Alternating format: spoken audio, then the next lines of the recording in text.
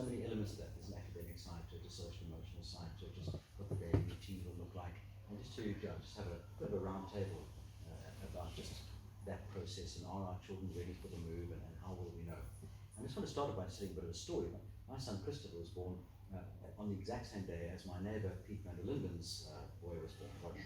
And when they were 6 months, the book said that children sit up at 6 months, and Roddy sat up at 6 months, and my child didn't. That was okay, because I knew the next day he'd catch up, but he didn't the next day, and the next day, and the next day. And we began to get incredibly worried. So that by 7 months, Roddy was sitting up confidently, my child was still floppy there, and I knew basically we now had a brain dead child. He was clearly never going to either stand up or walk or talk or anything, and we were desperately worried. We failed as parents, it's obviously terribly wrong. But eventually Chris sat up, and they're both now about 29, one's an engineer, one's a lawyer, they're fine. And looking back at it, we sweated about something that we didn't need to. You know, each child had grown up in their own timetable. And so too, no two of our children are the same.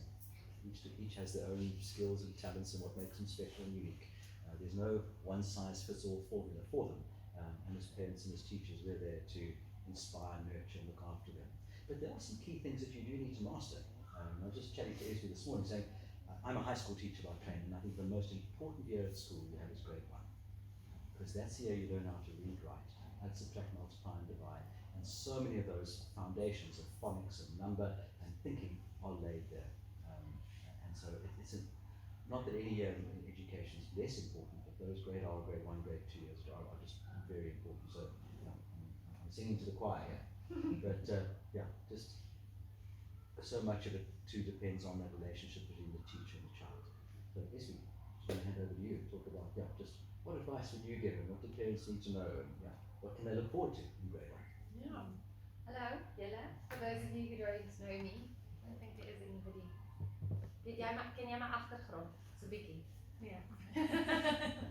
So for the 2 new faces, I don't know, Barbara, maybe you know some of my background. I've got 3 children at school. Liam is in grade 2, Jean is in grade R, so he'll be coming to grade 1 next year, and Alexa is in grade double R. I've been a grade 1 teacher at 3 different schools, well 4, including Green School, for the last 15 or 16 years. I took a couple of years off with having kids, welcome, and so I've taught at private schools, I've taught in public schools, I've taught in Afrikaans and in English, and then after a little stint at a public school, I decided I am removing myself from education for the while because it broke my heart, and I was waiting for a different type of schooling to come forward, and we moved to Paarl for other fantastic schools that are in the area, and then Green School came up on my radar. I've been following the Bali School for quite a number of years, and then one of my favorite things to say, so most of the private schools that are started in the Cape were all started in a cow shed on a farm where the farmers couldn't grow anything because there was too much clay in the soil, and so they grow kids, right? And I mean, Bruce will attest to the fact that there is a lot of clay in our soil here.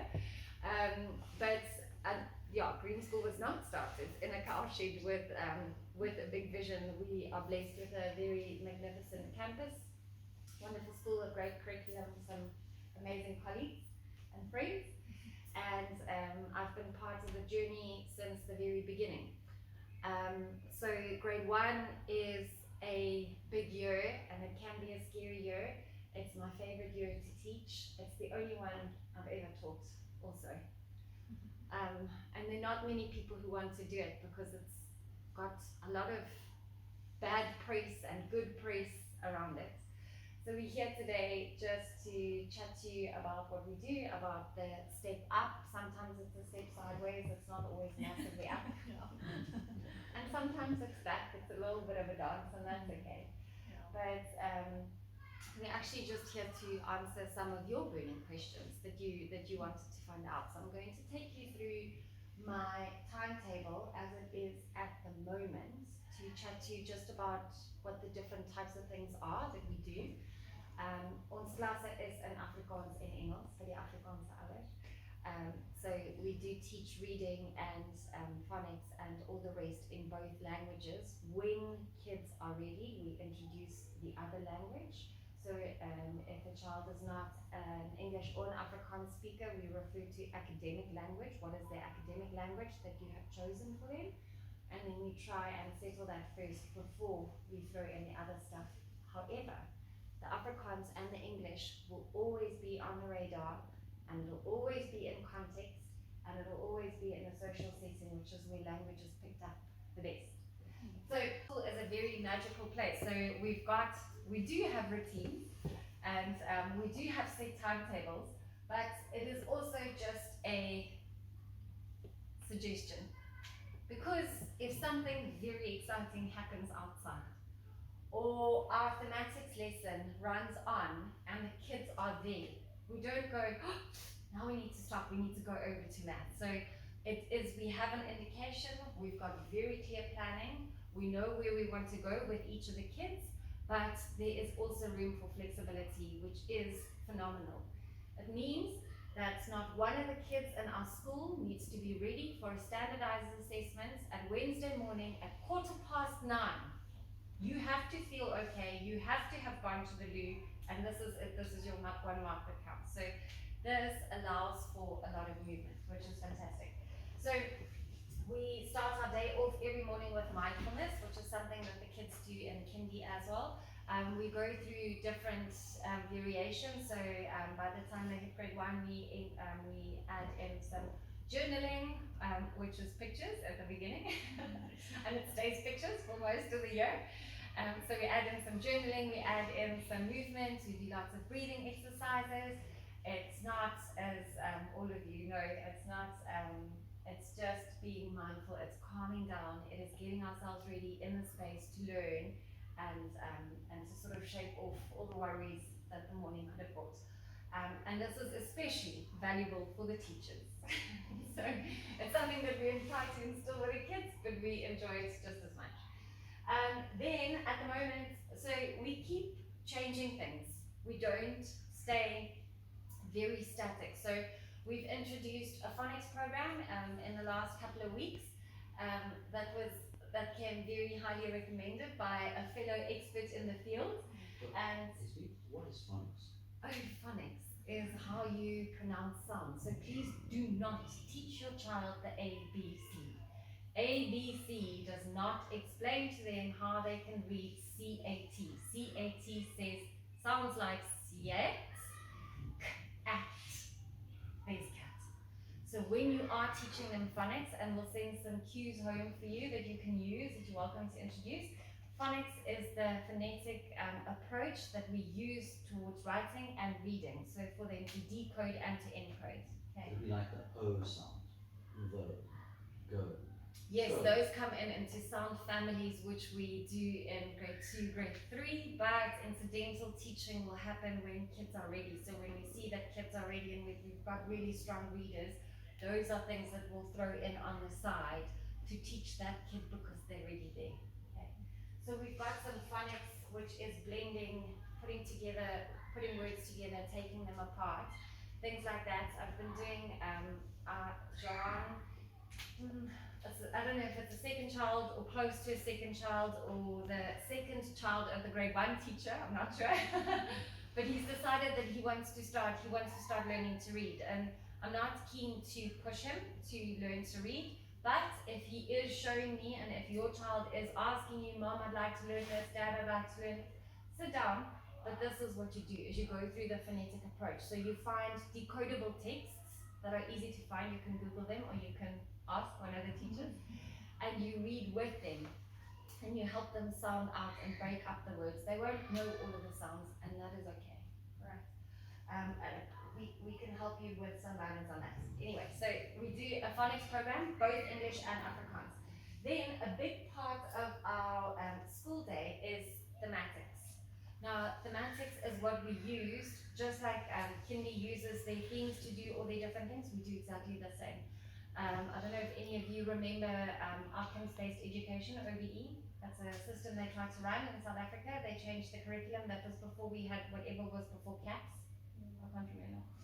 But OBE is a fantastic, so it was outcomes-based education. They wanted the kids to be able to leave school with all these amazing skills. It's actually very close to what we do at Green School. And it didn't work in the national setup in South Africa because it is incredibly hard work. And the amount of hours that the teachers need to put in and the kids need to put into setting up all these portfolios are very intense.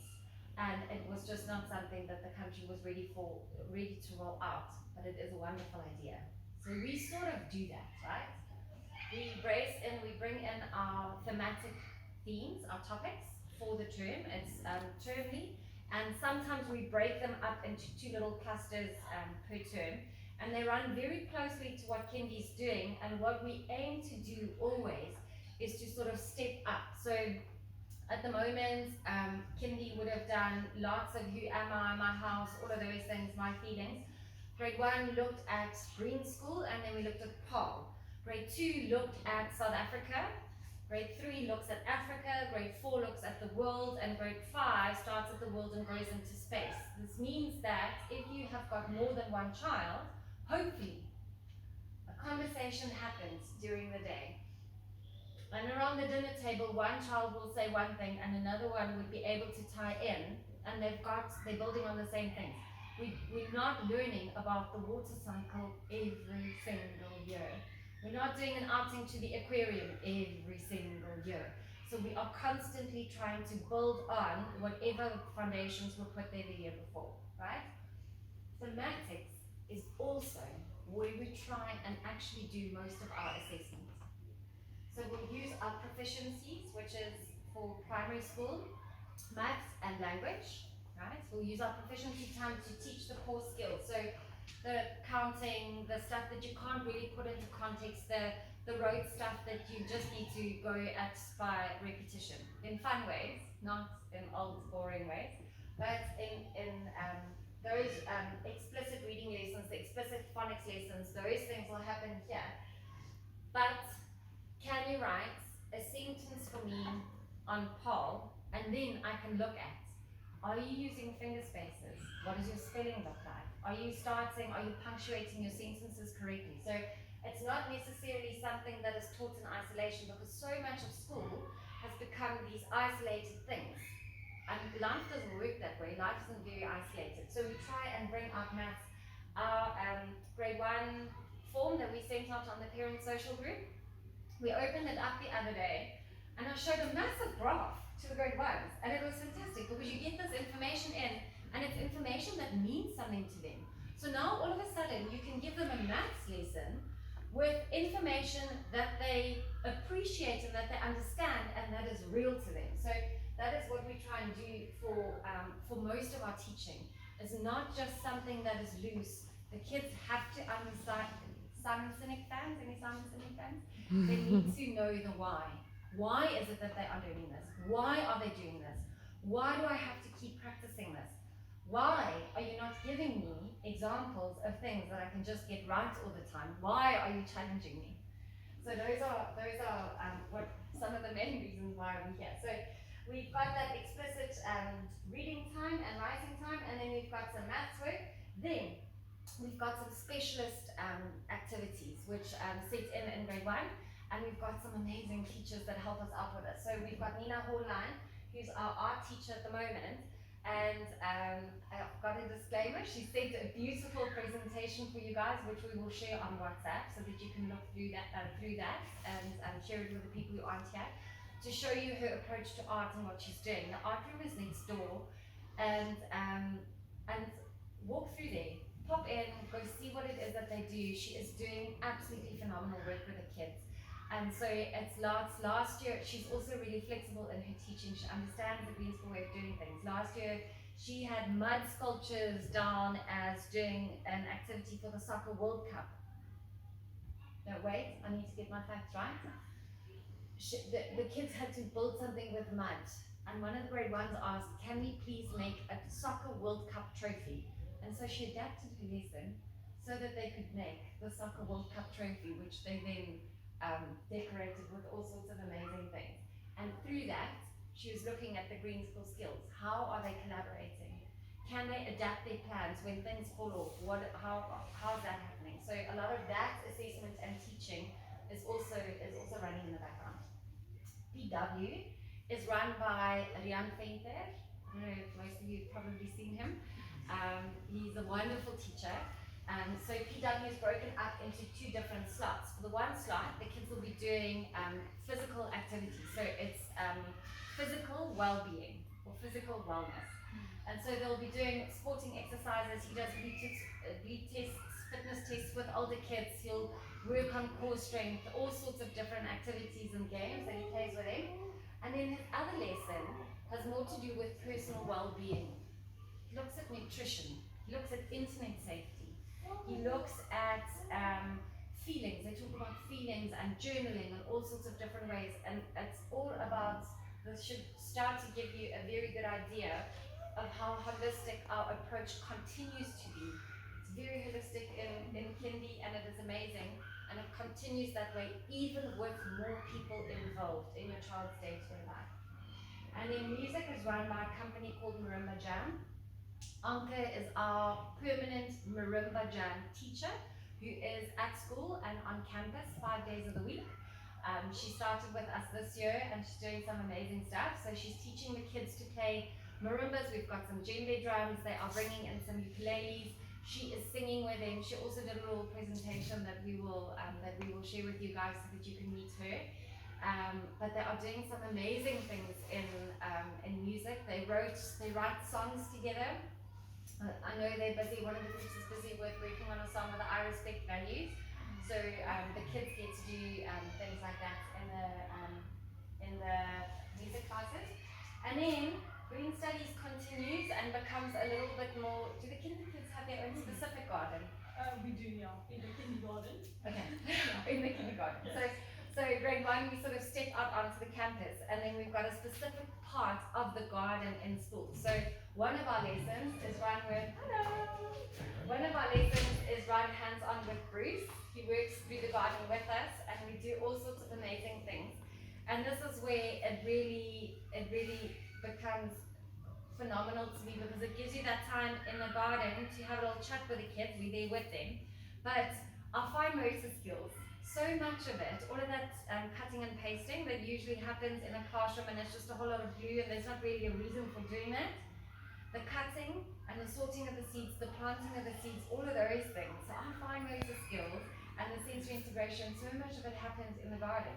And the kids don't know that they're busy doing these things. So they are pulling out weeds, and they are, last year we harvested some fennel seeds, we've dried popcorn, we've done all sorts of amazing things. And all the while, the kids are practicing and doing all of these skills without knowing that there's, we've got another plan in mind. And then on Wednesday, we've got Stuffy Stuffy. Now, Stuffy Stuffy, most of you would have been able to see on the Whole School Class Dojo page. Stuffy Stuffy is a program that is born from Jalan Jalan, which is the term they use at Green School in Bali. And it means to go on a journey with a friend or walk side by side with a friend. And Stuffy Stuffy is run, we've told it in all different ways. So at the moment, grade 1 to 5 is put in mixed groups where the kids choose between about 4 activities. So we try and limit the groups to about 20 children in each group. And this year this term we've got James the cat, King James. You'll see they've got a fundraiser for him. Lisa and Karina brought in vets. So the kids have looked at x-rays, they've looked at animals, how to look after animals, how to care for them. They're doing a little bit of a fundraiser for James's food and his tick medication. I must tell you about, one of the kids told me last week that they brought in a cat whisperer as well, which I found so interesting. Yes! And the cat was telling him why he's chosen Green School, and that he moves around from class to class where he sees the need, and he sits with the children that needs it, and they were just like, their eyes were like this, and I just found it so interesting. The cat's telling him why, because the cat moved in from somewhere, we don't actually know. So that was part of the Stuffy Stuffy. They've got the owner. He lives on a farm with about 9 other cats next door, and he's having none of that. He would rather be here. So this lady, she's an animal whisperer. Yeah. Also apparently with cross Atlantic, Oh, wow. chats to Lots animals of in things. all sorts of areas. But says that he does speak in a very royal accent. Yes. And then I said, of course she will say that. You called him King James. And, Yes. and then I was told, no, she did not even know his name was King James. So Lisa said she gave this lady as little information as possible because she was also not quite sure. Yeah. And then the stuff that came out was actually quite legit. And you know that moment of disequilibrium where you sit and you're like, all right, where am I going to go? What am I going to do with this information? But anyway, we still very excited. We're still there. No. So next door they're doing candle making and body butters and scrubs and all sorts of things. And then there's another stuffy where they're doing flour power. I mean, come on. And none of it they use normal wheat flour, so they're making flapjacks with almond flour and this and that and the other.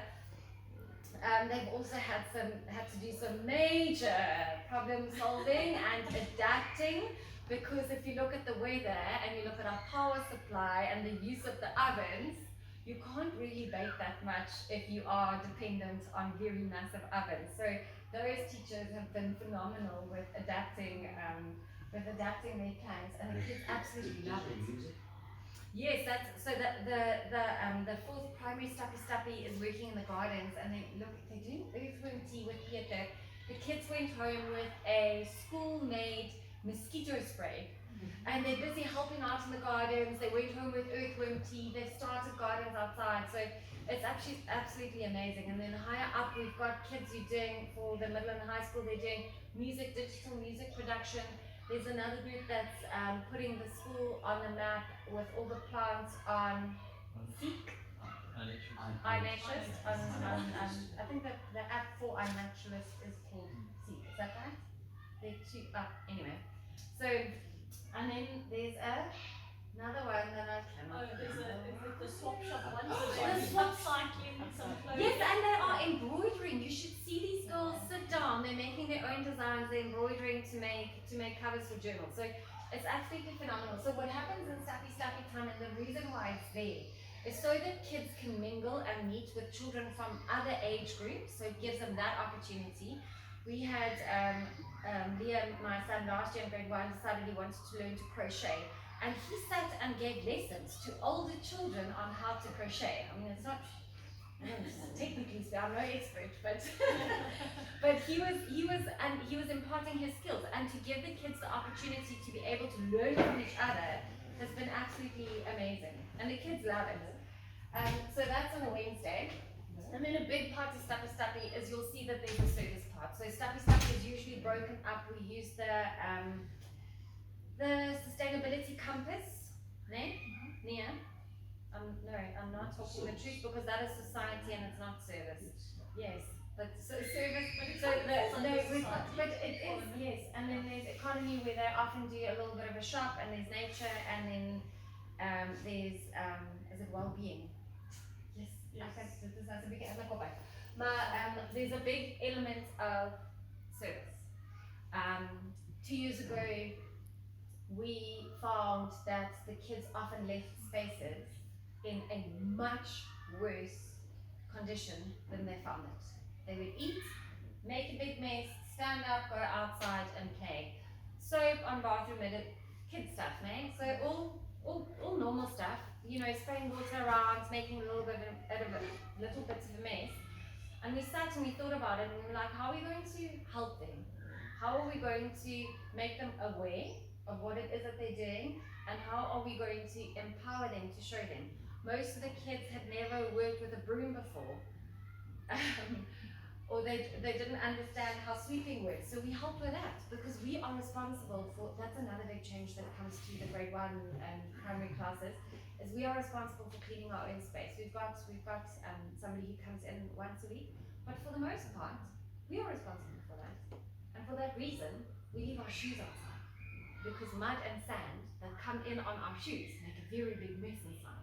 And the cleaner we keep it inside, and the more organized we keep it, the easier it is to maintain. So the kids learn to look after their things. It's that sense of responsibility. It's a sense of community. We are all in this together. How can I help you with tidying up? And so that's been absolutely amazing. So the kids, we've got Stanley, the vacuum cleaner. I don't know if any of you with older kids have heard about Stanley, but Stanley, the vacuum cleaner, lives in the grade 1 class, and he gets checked out there, and the kids love to come and fetch Stanley and feed him and clean him. But yeah, so that service is a very big part of our study as well. And then the other amazing thing that happens is that we've got assembly every Friday. So you guys are always invited to come and join us at assembly, even if you don't have kids in primary school or middle or high school. But from grade 1 upwards, the kids actually get a turn to host assembly. So to say, hello, welcome, Captain Andy's going to tell a joke, this person is going to do the shout outs. But they also get a chance to do a demonstration of learning where they get to tell the community what they are learning about. Now, this actually happens with much older children at the other green schools, and we were like, you know what? We're just going to give it a go and see if the grade 1s can do it. And so there's very little pressure on them. Is that crying? Sorry. You can do it. Oh, sorry. I think that's good. Do you notice the teacher's radar? Yeah. It sounds. That's bottle rockets. No, I know it's a bottle rocket, but there was another. Anyway, so so it's just a different pitch. Sometimes you can hear when it's all playing, and then there's a difference where the alarm stops. But so there's very little pressure on them, but they all want to do it. So this year, Mikayla and Esbe was in my class, and we sat with the kids, and they were all so nervous. And some of them hadn't been sleeping for a couple of days because they have to get up and they have to speak in front of everybody in the Sunken. And I thought, I'm just actually going to leave it. If nobody wants to talk, then nobody can talk. Then we'll just show pictures of what we did. And that is also okay. But every single child who was at school, we had 2 or 3 who were off sick. And every single child stood up and they spoke with a friend, or if they were brave enough on their own. And even the kids who didn't think they were able to do it, did it. Joanne's daughter was also there. And it was just incredible to see. So that's one of the other big things that we do.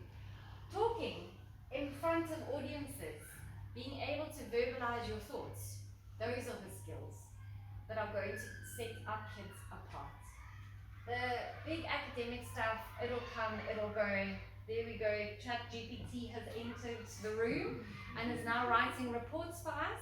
So we don't have to waste our time on doing that anymore, but we can use that time to figure out how is it that I'm going to be able to establish my thought? How am I going to communicate what it is that I know and that I want?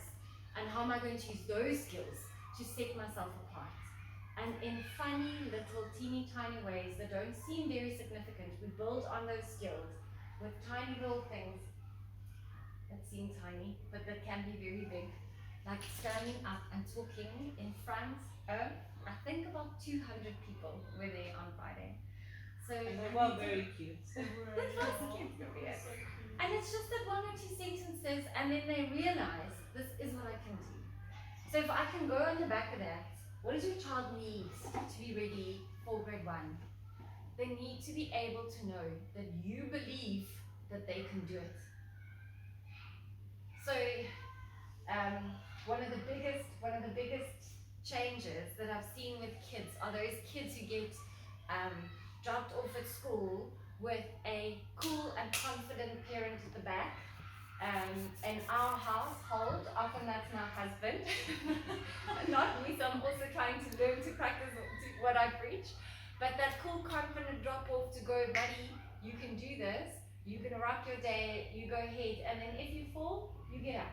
And if something's hard, you ask for help, because that's a great thing to do. Can I tell you the number one thing that I always say was, Evie and I often chat every year that it comes over. I mean, there's always things. Some kids really get the academic stuff like this, and some kids struggle a bit more. But the thing that we're looking for grade 1 is independence. That's the number one thing. So you need to empower your children to be independent, because and just know that you believe in them, that they can do it. Often I see some of the little grade R's come into school by themselves, and they are so proud of themselves. They say to me, "Teacher Mikayla, I come in by myself. No mommy, no daddy," and they're so proud of themselves. And stuff like that, you can see it just ignites that. I believe in myself, I can do it, you know?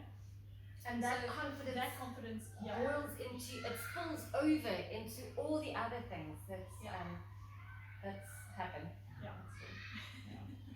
So that's the big thing. And then there are things like,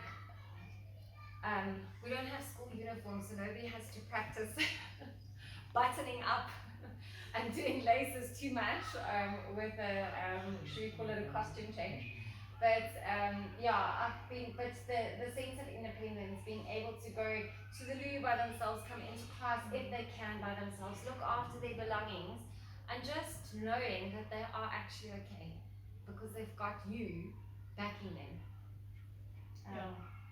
I must say, this is sort of not related, but you're talking about skills and like the old GTP thing that's like change things, and you know, what are the things that we offer that are different? And my son came to me the other day after a green studies lesson and he said to me, Mom, if something happens, I'm ready. He was with his face like, I'm ready. I know how to plant beans and I know how to plant tomatoes. It's like, I'm going to grow us food. We fine. And I just thought, you know, if you think sometimes if it boils down to things, I mean, what are our basic needs actually? And food is one of them. And I think it's actually something that we look over and we think, it's so nice that we can go outside into the garden and stuff, but to be able to grow your own food, that's a massive thing. A lot of kids don't know, where food comes from, and it just arrives in bags. And I think it's something we chips really made from potatoes. No, exactly. And I Asked think my own child in my house the other day, and I was like, what? but it's something we take for granted. But I actually think it's such a blessing here that the children learn how to where their food comes from and how to grow it. And not everything, and not that switch, that ignition doesn't go on for every child at the same time, and we know that, and we are okay with that, and we celebrate it. Two more big things that big. What is big? So two more things that change is in grade 1, the kids dish up where they do their adult food. So we do mixed food. So we don't have the separate deconstructed meals anymore. They've got mixed salads, they've got mixed food, so we teach them to communicate, so that is also part of it. How do you communicate what it is that you need and what it is that you want? You can't just stand there and people can't all read your mind. Your mom and your dad can, your teacher to a great extent can, but don't assume that everybody else can. You need to speak up. You need to speak up, and you can. You can say these things. You greet someone and you say, may I please only have a taster, or I'm very hungry, may I please have some more? And then, of course, getting the kids to go back when the food was delicious to go say thank you is a big thing. And then the other thing, Andrea came into the class earlier and we made a little video. We banned erasers this year. We started last year, but we banned erasers, so rubbers. So you are not allowed to rub out, to erase your work that you have done, because we are not ashamed of mistakes. Mistakes is that part of learning where you actually learn the most. So it shows us, the teachers, how to help you. It helps the children be less ashamed of making mistakes and to be proud of all of the work that they're doing, because that in essence is a working document. Nobody's looking for everything to be perfect all the time. Sure, if you're making a project, the end part of it must look nice and formal, whatever, but all the work leading up to it, that's the messy part, that's the important part. So we learn to celebrate those things and to normalize those things. And it's been quite amazing to see new kids who've come in where I've said to them, do you know what? We don't allow any children at Green School who do not make mistakes. You may only come to school if you make mistakes. Otherwise, how are we going to teach you? And to see that questioning in their eyes of how, but what does that mean? It's quite something.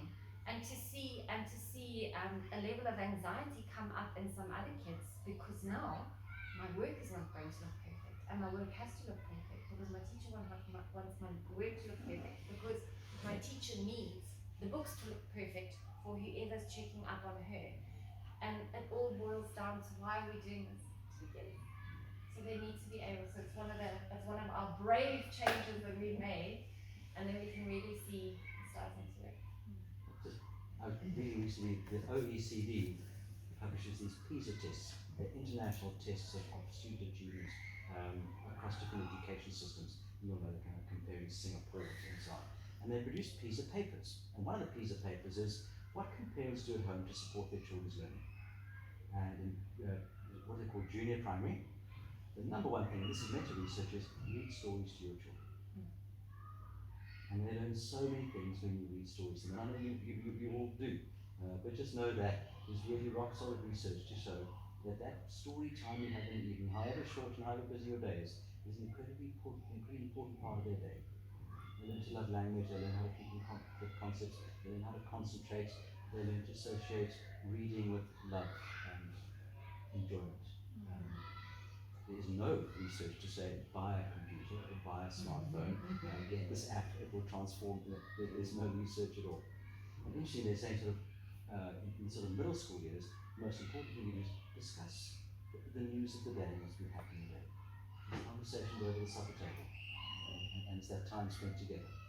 And both of them call for your most precious resource, your time. And even if it's just 20 minutes for reading a story, and even if it's just 10 minutes overnight, say, how was your day?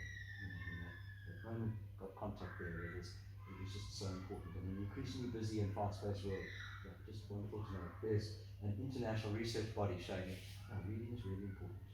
And this is one of the other big things is that we don't do homework, so we don't send books home for exactly this reason. As soon as a book comes home from school, it is a text that has been prescribed to your child that they have to read, and it can become this point of anxiety, stress, contention, whatever it is. When you are sitting next to your child, they have chosen a story with you to read. It is a whole different emphasis that you are putting on reading. So they've got choice in the matter. And so what we aim to do is we've got our set of readers that we go through and we work through all the mechanics of it. But what we aim to do is to instill a love for reading, and then to have kids able to go out and to choose texts that they want to read. And they read because they love it. And we all know the more they read, the better it will be. I saw a great post once of a dad who paid his son couple of dollars for every book that he read, and the son was like, yeah, he's making a lot of money, and the dad laughing at the background saying, best investment I've made in my life. So no homework is one of the other big things. The food, the only thing that you send into school is a water bottle and a hat, and a hat actually just stays here with a spare set of clothes, because they do get very muddy and very wet. So for some kids we recommend 2 sets of spare clothes, please. And what opens up for them as far as after school activities goes when they move from kindy to primary? Thank you, great question. So we've got lots of school provided after school activities. So they are called ASAs, after school activities, and they are run by phenomenal teachers. One of my favorite things to tell people is that, if you're looking for the next massive rugby star and the next massive cricket star, it's a great place to start, but you're not going to get that intense training here. What you will get is a kid who will be able to join in a game of beach soccer, touchies, and a bit of parky cricket, a little bit of a social cricket game, those things. They'll be able, because that is important, to be able to switch into the community. Our best touch rugby coaches are the ladies at the school. We've lost Mikayla now, but we still got Lisa who played provincial touch rugby. So, and then we've got soccer. It changes from term to term. So, adventure sports seems like it is going to run throughout the entire year at the moment, because there is a lot of belangstelling, interest in it. Adventure sport 2 afternoons a week all the way through the year, and then the other 2 afternoons a week is a sport of the term. So the next term I just chatted to you on will be a rugby term. Yeah.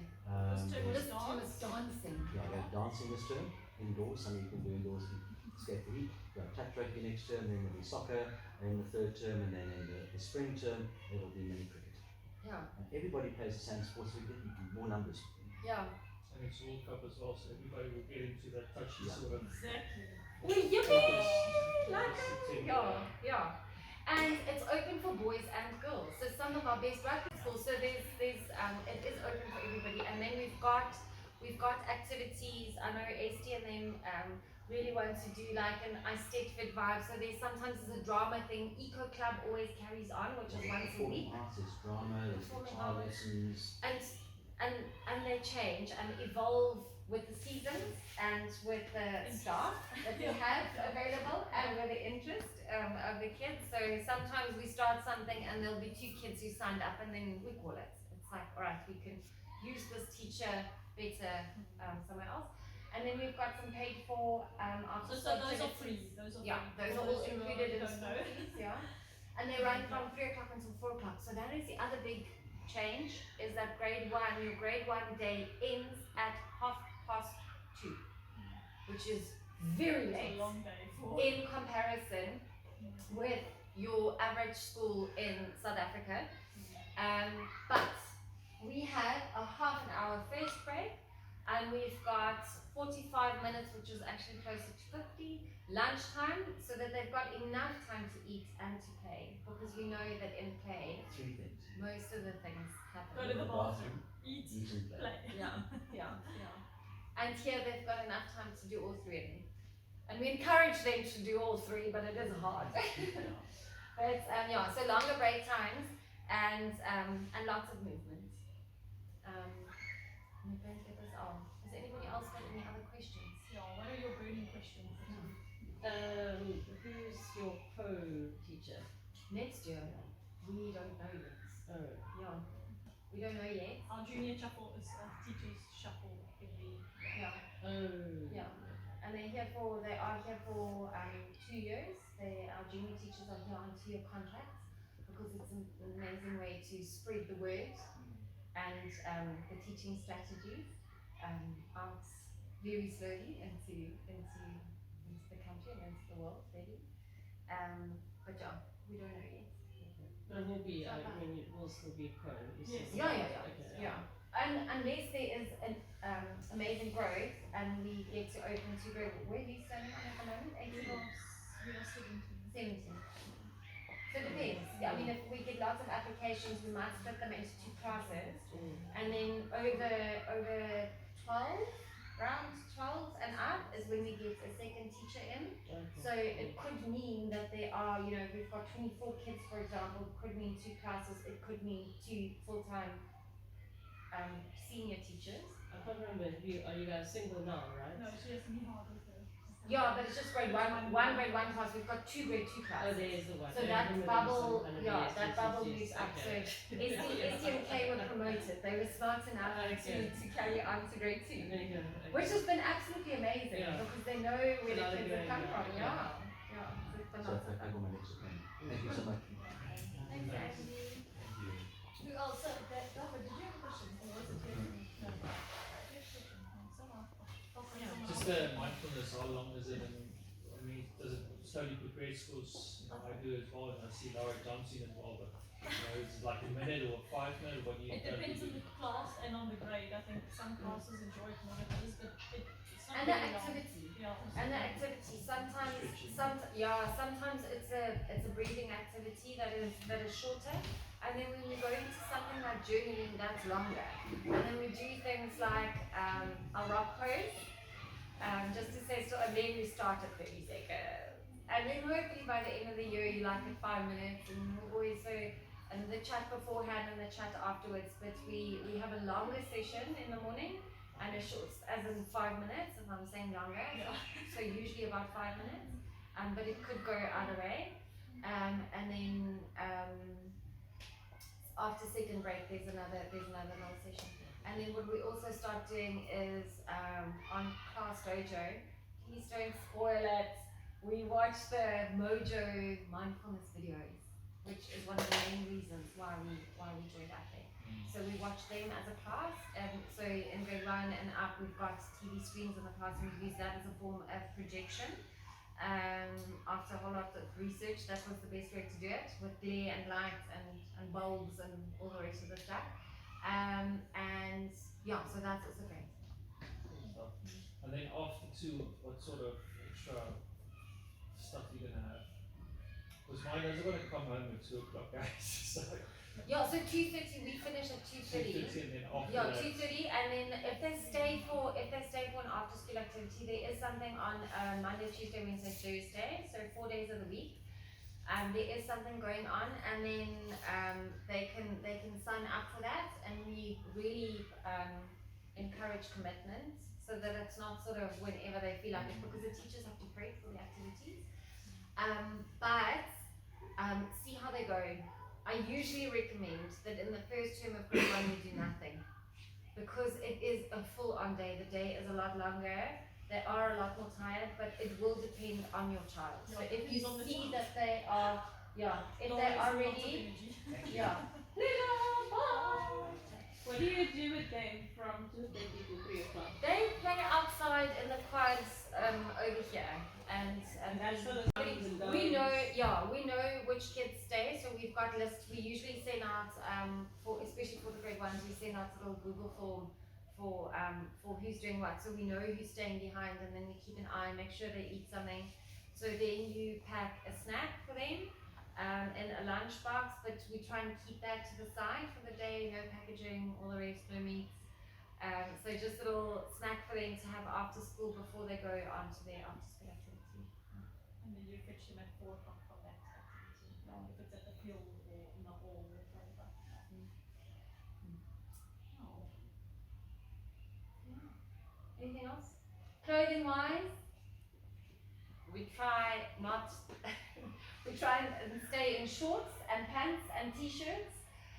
Dresses can get in the way a little bit and get a little bit muddy. So the more casual the better. It must also not be precious clothes, as you would in Kindy. I think they all know. Yeah.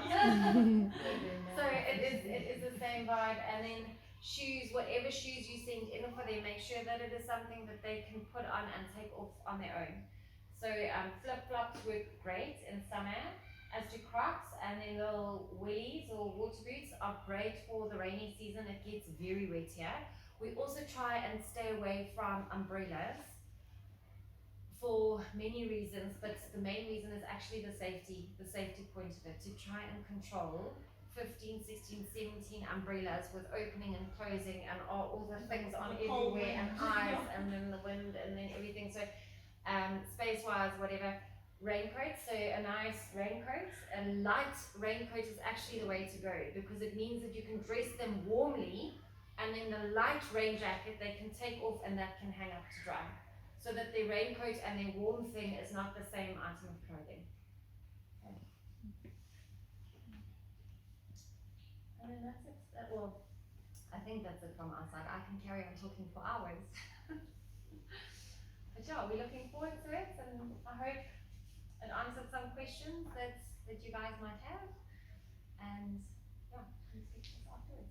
So why is this big thing from grade R to this thing that everybody, because I'm just trying to, what is psychologically, is it for the kids a big thing, or what is it? Is it a major sort of step in their life, or I think it is, but I think also from our perspective, or from the parents, our school is very different to a traditional school. Yeah. So sometimes people, they don't have any so idea they move what from to one place to expect. another place, environment. Yeah, but And sometimes the uniform comes into play, and then you've got the homework and the reading and the writing. So you'll go through your whole last bit of grade R with people telling you, you're going to read next year, and you're going to write next year, and everybody, and you're going to big school, and then it's not necessarily you guys, and it's not necessarily the child, it's just the world, and everybody else's opinions, and then how you manage that as a parent will be the big thing. It's another thing that I wanted to say to you guys. When your child does come home with these big questions, or something that happened, ask them at least 5 questions before you give them an answer, to help them try and unpack what actually happened. We found it's been amazing to chat to the kids and to unpack a situation. We actually get to the bottom of the story, and it's not always that first perception, and don't just jump onto that thing. Help them unpack it. It's a good life skill to have. Yeah, but yes, the big grade 1 thing. So there's one of the major reasons why we don't do homework almost all the way through primary. In some instances, in some of the later grades, you might have to finish something or research something at home. But for us, we teach well enough and long enough for the kids to be able to enjoy being a So it's child. not parent After. homework, it's actual kids homework. Yeah, Oh, yeah. they must be And that's the thing, and we owe them a childhood. Yeah, They need to be able to play, and they need to be able to decide what they do with some of their free time because they've got so little. Yeah.